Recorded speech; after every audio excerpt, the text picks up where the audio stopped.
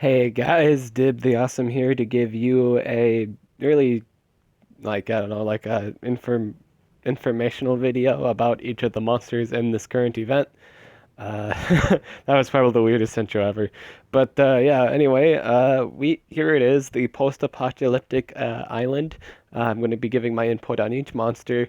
And I will say before beginning this video, this is probably one of the more better progressive islands to ever come out. There's a lot of hype for the monsters in this event, and there are a lot of good monsters in this event. Uh, Namely, looking at obviously the last monster is actually a really good monster. Last event people didn't like Scribe too much, but this guy, like compared to Scribe's hype, compared to this guy hype, it just extreme over the edge with the people of Monster Legends. This guy is really everyone wants this monster. He is currently broken at the moment. I think I don't know if he's still has that 75 damage AoE or anything like that. I hope he doesn't. I hope he's fixed, but I'll talk about more when I get to him. But we're gonna start out with this guy, Scimitar Jr. This guy is probably in terms of like between all three epics, this guy is like the least devastating, or like uh, in terms of, I guess we'd say power, he's got the lowest like power and stuff like that. He is kind of a not too old of a epic, but he is kind of there. He's in the middle. um, I like him. I like his design. He does, in my opinion, he does have the most adorable child form in Monster Legends in terms of epic monsters. It's just really, oh, look at that. You can't be mad at that face. It's a silly face. I actually have one at 50 at the moment. I'm going to get him to 100 whenever I get the time to actually stop leveling up my legendaries, which is usually never. I don't know. But yeah, I like Squimitar Jr. He's got an AoE daze, and he has really good single target attacks, like 50 damage per one. I mean, like those are 250 earth and a metal attack. He can magnetize too. Uh, but he's pretty much two AoEs and then two strong hitting moves, or you can actually use a magnetizing move to make your AoE stronger. It's not really recommended. Just go with the strong moves. Uh, he also has a spammable 20 damage AoE. It's good against, maybe it's like, it's damage against Timuron if you ever do get Timuron. Uh, but yeah, that's really Scimitar Jr. Not too big of information really. He's not really like the best epic. I just like him by design. He is really cool, and I do have him. I might use him in some battles in Epic Wars sometime when I actually get them to, a decent level. But yeah, that's Scimitar Jr. Now we're going on to Rex. People are really excited for Rex. If you actually look at Rex stats, he is actually got legendary. He's like a Persuado legendary monster. His stats are higher than Larger Khan, so he can kind of compete with him. He kind of function. Well, he doesn't function like Larger Khan, but he pretty much has all single target moves, which is not a which is not a good thing. But it's also a good thing to note he does a lot of single target damage. He's got a double damage move, and he has like a 75 damage move. Just lots and lots of damage. And he has 23k. That's pretty high for like an epic monster in terms of life. Again, the only problem is he is single target damage. He doesn't do AoE freeze. He doesn't have AoE stun. But his ult does like 100 damage. It's metal too. So in cases where you're not fighting a metal monster, it would actually hurt the enemy a lot. It could possibly even kill them. You're doing 100 single damage to a single person.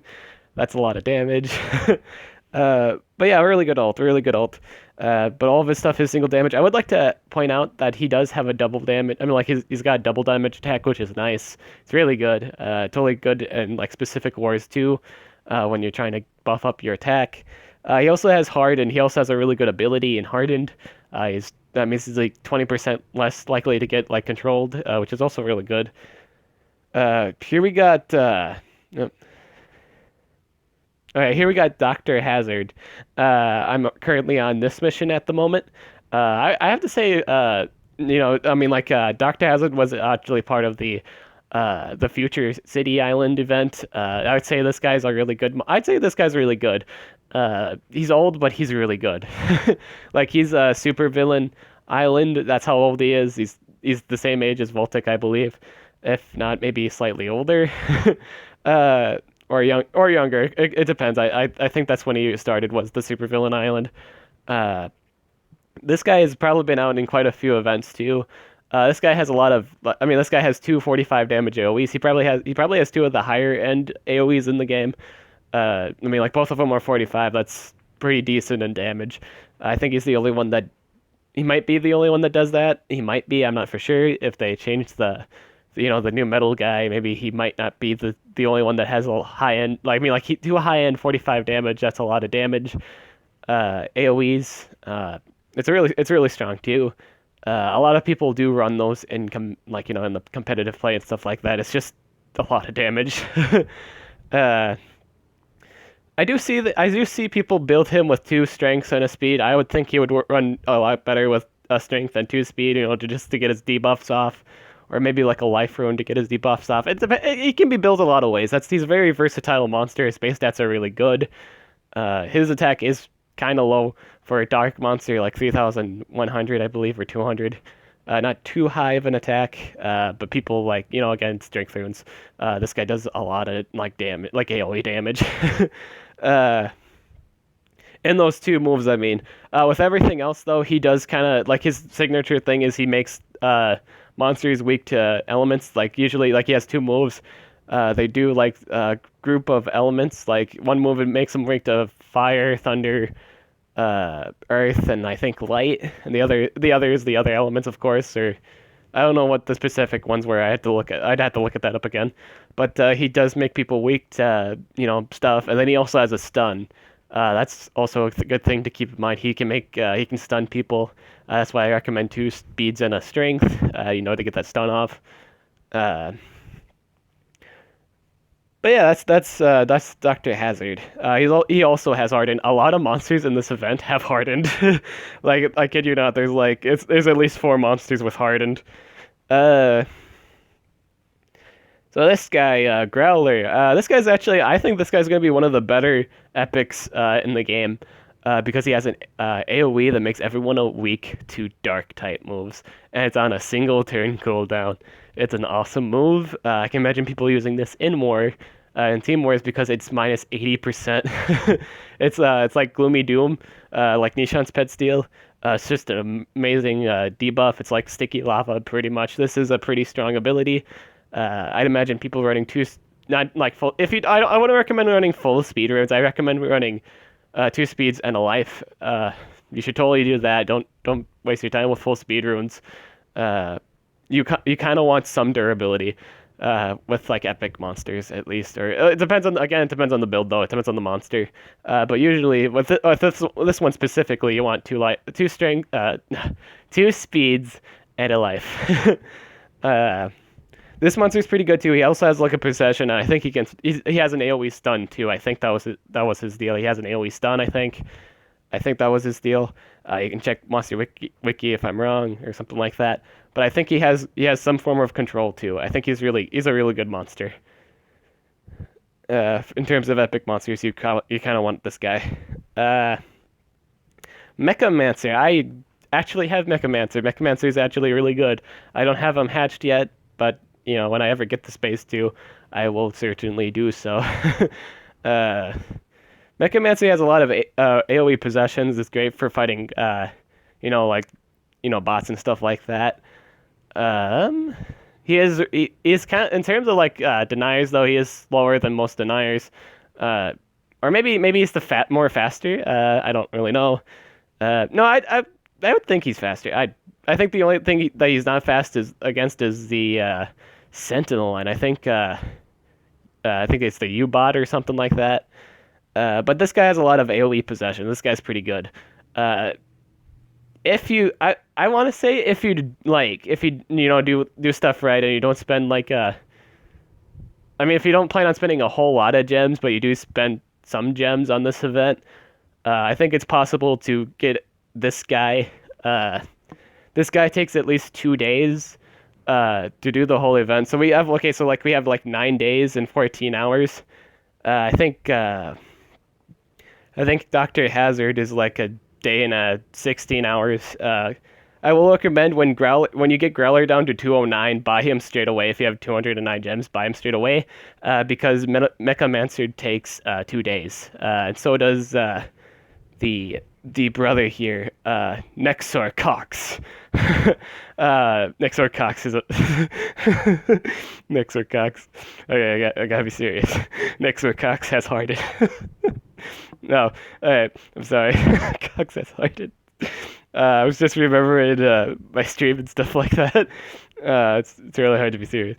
So yeah, this is Nexor. Nexor Cox.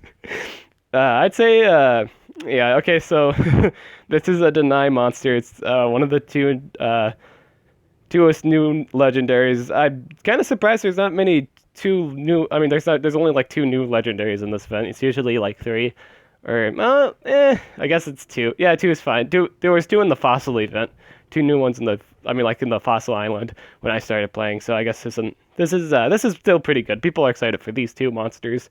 I'm actually really excited for this one. If I get just this one, I'm pretty content at that point. I like this monster the most. It's out of the 2. I know the other one does a lot of damage, but I like this guy's design. I like he's like the mage aspect. He's kind of like a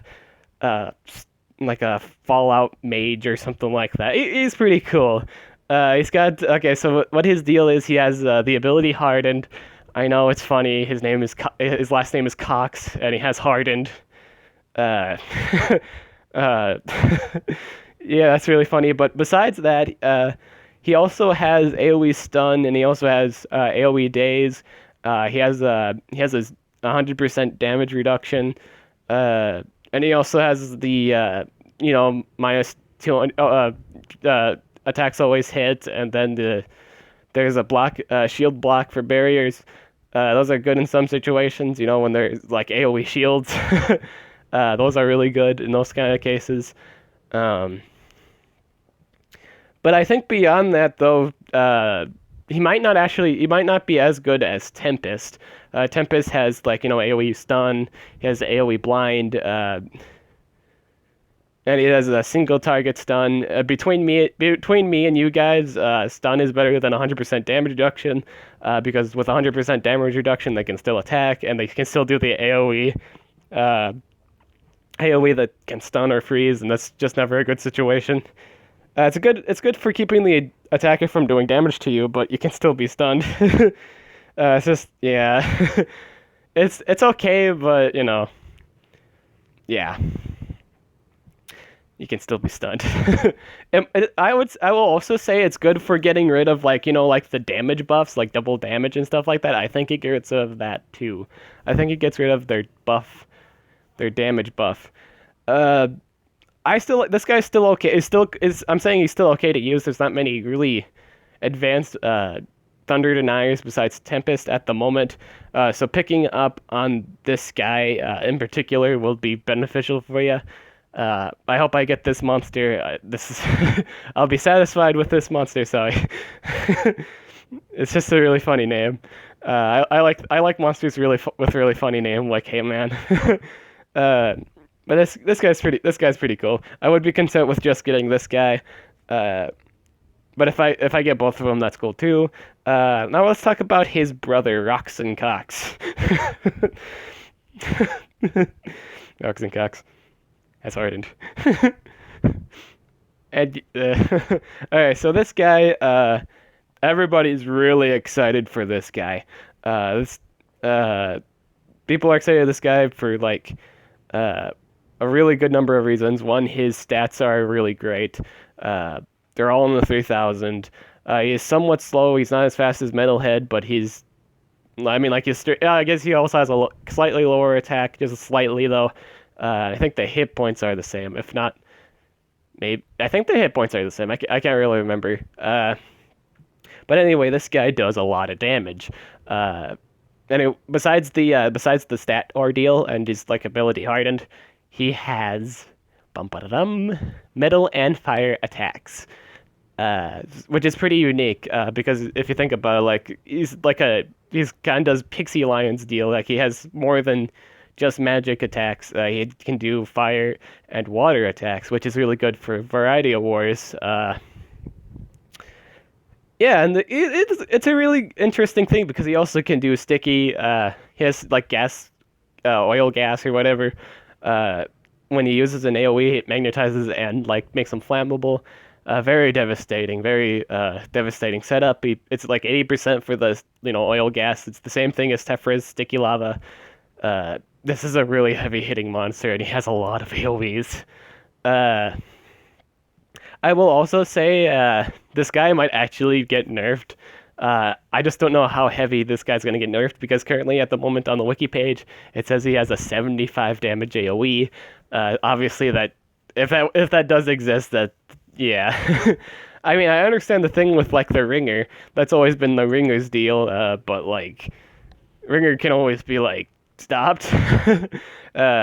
With monsters like with Harden and stuff like that, that's not always the case. There's that 20% chance that they don't get frozen. It can leave to your early grave. uh, so yeah, this guy will most likely get nerfed. I just don't know what they'll nerf off this monster. Social point. I don't know what social point plans on nerfing on this guy. Uh, let's just hope it's not as bad as the Vampira nerf. The Vampira got hit pretty hard with her AoE. She had like an AoE life steal, did like 90 damage. But now she only has like a 20 damage AoE. And a lot of her attacks are just single based. It's just not a very good dark monster anymore. It's not even a reliable dark monster. It's just a dark monster at that point. Her single damage is high, but she doesn't have a really strong AoE. The best you can do with her AoE is stamina drain, which is like 50%. Yeah, it's not great. Hopefully this guy doesn't get too I mean, like just like extremely nerfed, to the point that people are gonna likely complain about the nerf, but. I think it'll be a more justifiable nerf because this guy does a lot of damage. Looking at his kit to begin with, I wouldn't mind the heavy nerf at all. Really, that's a lot of AOE damage. He has a lot of he has a lot of AOE damage. He's pretty much AI idiot proof in terms of like getting the AOEs off and stuff like that. I will say I will say that he is kind of weak to like Timeron. He has a problem against Timeron with cooldowns activated. That would be his only situation besides like stamina drain that he'd be boned. But that's really about it with him. So that is all the monsters in the post-apocalyptic event, I believe. If I had to choose like which one was my favorite, just by like hands down by design, I'd say Growler. Growler has a really cool design. It just reminds me of both like Fallout and Resident Evil. It's really cool. I'd say favorite name goes to Nick Sorcox. And I'm going to give it to both of them actually because Rox and Cox, they both have really good names. But if I had to if I would satisfied, I think I would just be satisfied with the electric twin. I am low on electric monsters, in terms of stuns and stuff like that. Denying, there's not many deniers in the thunder category, and this guy would be really cool to have. Yeah, there we go. Yeah, that's everything I really need to talk about for this event. I hope you enjoyed this video. Hit that subscribe button if you like it, or just like the like button, that's cool too. I'm the Awesome. I'll catch you guys later.